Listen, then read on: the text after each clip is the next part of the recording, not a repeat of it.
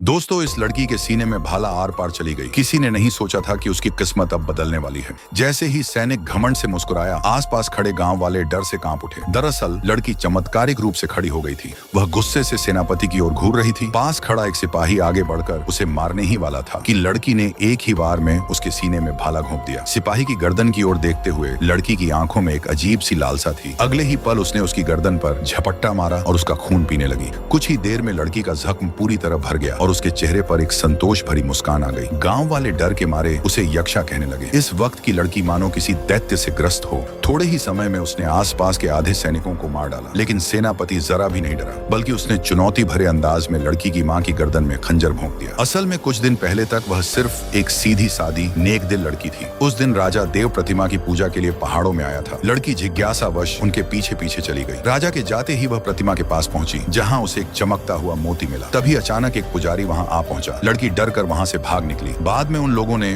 उस मोती को अपनी आराध्य देवी की प्रतिमा को अर्पित कर दिया। जब राजा को यह बात पता चली तो वह भयंकर क्रोधित हो गया। उसे लगा कि बच्चों ने उसके मंदिर में घुसकर देवता की वस्तु चुरा ली है, और सबसे अपमानजनक बात यह थी कि उन्होंने उसे दूसरी देवी की मूर्ति से बांध दिया था। गुस्से में राजा ने मंदिर को जला डाला और आदेश दिया कि जो भी उस मंदिर में घुसा था उसे मार दिया जाए। अगले पार्ट के लिए कमेंट करें।